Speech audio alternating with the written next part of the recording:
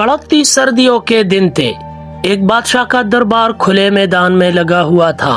सर्दी की वजह से दरबार में मौजूद तमाम अवाम व खवास सुबह की धूप में बैठे हुए थे। बादशाह के तख्त के सामने रखी हुई मेज पर कुछ कीमती अशिया पड़ी हुई जगमगा रही थी। दरबार में बादशाह के वजीर, मुशीर, उमरा और खानदान के दीगर लोग भी हाजिर थे कि अचानक दरबार ने आकर अर्ज किया कि हुजूर, एक अजनबी आपसे मिलने की ख्वाहिश रखता है। अजनबी को मिलने की इजाजत दे दी गई। अजनबी ने बादशाह के सामने आदाब अर्ज किया और अपनी बात शुरू की। उसने कहा, बादशाह सलाम, मेरे पास दो चीजें हैं। मैं हर मुल्क के बादशाह के पास गया और वो चीजें उनके सामने रखी और कहा इनमें फर्क बताए, लेकिन इस शर्त पर कि अगर सही फर्क बताया तो हीरा आपका और हार गए तो मुझे इनाम दिया जाएगा।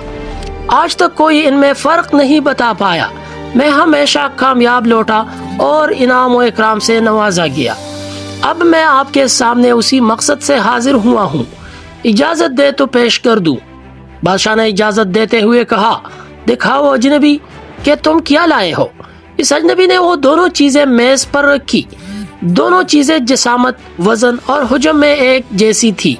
इनमें कोई फर्क महसूस नहीं होता था, गोया दोनों एक दूसरे की नकल थी। बादशाह ने पूछा, क्या ये दोनों एक जैसी है?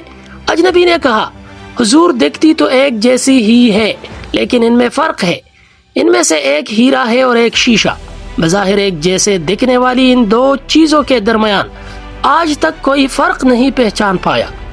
बादशाह ने कुछ देर दोनों चीजों को परखा, फिर हार मानते हुए दरबार में मौजूद तमाम लोगों को एक के बाद एक जांचने को कहा, लेकिन कोई भी इन दोनों में फर्क नहीं बता पाया। सबको गुमान हुआ कि अब शिकस्त ही मुकद्दर है।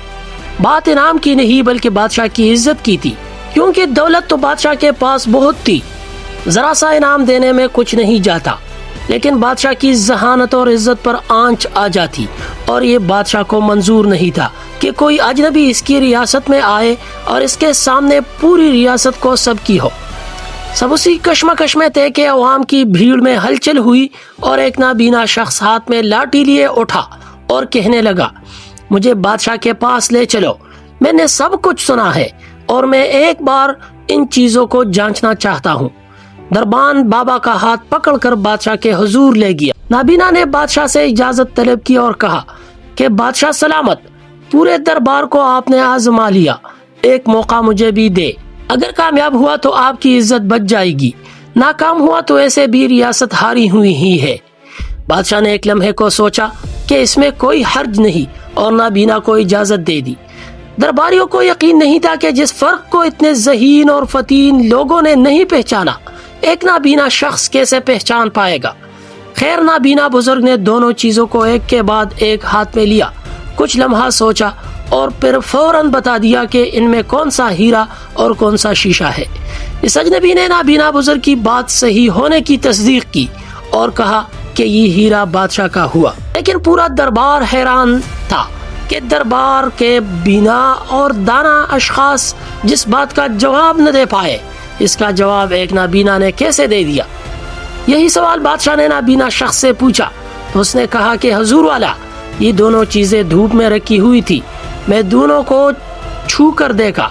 जो असली हीरा था, इस पर धूप की गर्मी का कोई असर नहीं हुआ, लेकिन जो शीशा था वो धूप से गर्म हो चुका था।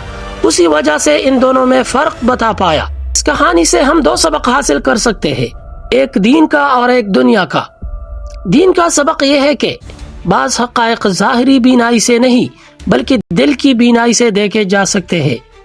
अल्लाह, मोहम्मद सल्लल्लाहु अलैहि वसल्लम, कुरान और हदीस और दीन, ये सब हकीकत है, जबकि इसके अलावा सब धोखा है, चाहे हमें एक जैसे दिखाई दे। दुनिया का सबक यह है कि जिंदगी में आने वाले मुश्किल हालात भी धूप की तरह है।